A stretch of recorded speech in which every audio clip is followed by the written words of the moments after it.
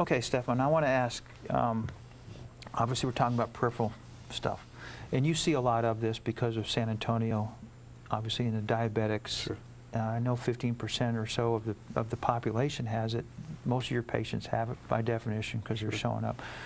How do you evaluate if a patient's a candidate to have one of these roto-rooter systems put into their legs or their heels or their feet or anything below the knee, where most surgeons don't, or most doctors don't do this? Well, everything starts very early.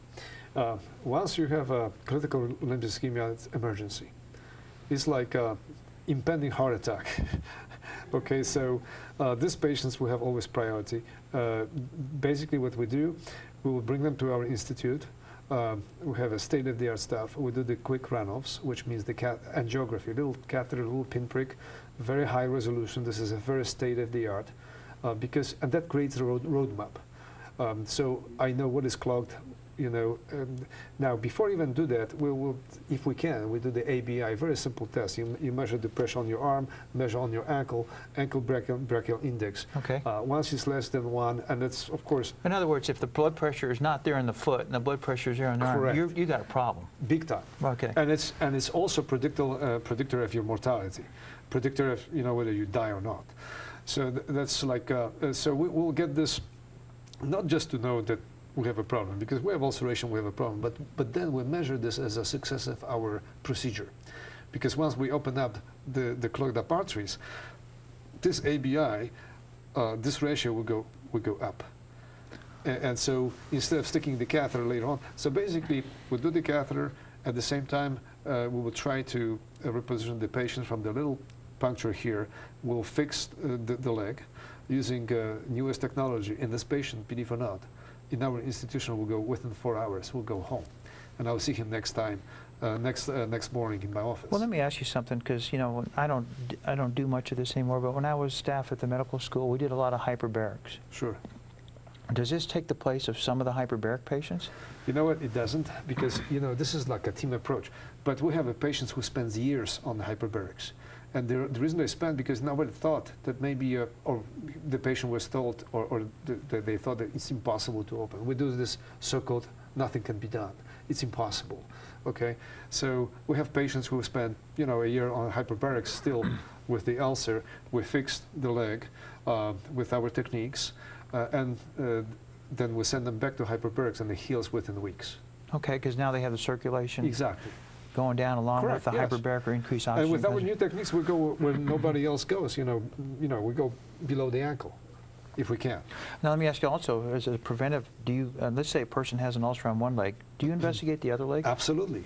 You investigate and you treat it, you know, right after you take care of the emergency, you want to take care of the other stuff.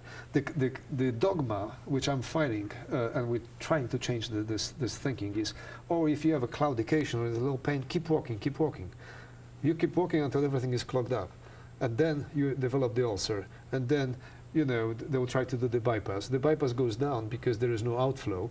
And then they will cut your leg. So we have this paradigm, you know, fem pop, fem stop, fem chop. Okay. Okay, we want to change that. We want to change the thinking about the legs, like we changed thinking about the heart attack. Remember, like we were medical students, the heart attack was, hey, you know, go to the hospital, lay for 3 months, and pray. Right. And then, hey. Well, they do that in Canada now. That's right. I mean, when we get a socialized system, yeah. Kiss it goodbye. Yeah. Adios. Okay. Then I have Canadian patients. I had actually somebody who is, you know, family of politician from Ottawa, came to me with the ulcers. First I had to fix the heart, because, oh no, the heart is fine. I said, no. I looked at the EKG, I said, absolutely not. So I fixed the heart first with the stents, so the pump is working, so it's perfusing better, fix both legs, and send them back, and they pay cash to the hospital. And they're alive, and they're walking. Yeah, because they pay cash to the hospital, you know? Yeah, yeah. And they have insurance there, too. Yeah, I know they have. They have insurance where? In Canada? In Canada, yeah, if you're healthy, that's great. Well, I'm going to diverge too. I take care of a Canadian a month that flies down from, you know, they go to Chicago and fly on down here, and we do their rotator cuff that should have been fixed 5 years ago. Yeah, it's the same sort of thing that you're bumping into. It's a socialized medicine, which means you don't do nothing. Well, again, and I'm going to reemphasize just because of your numbers, because again, when I was staff at the medical school, we were doing I mean, it was just part of the thing. It was chop and moving on up and chop it.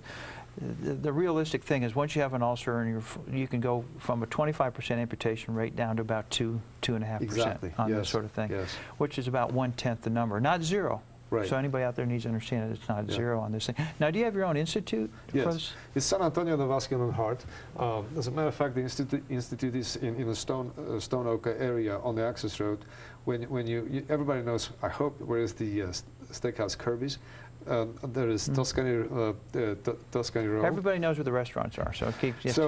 So there is a building in the back, very nice, with a nice parking lot. On the first floor, there's our institute and our angiography center. Now, if patient needs to stay any time period, now when you do the procedure, this is outpatient, they stay there for the 4 hours or so? Yes, they stay there 4 hours, and then we see them in the office next day.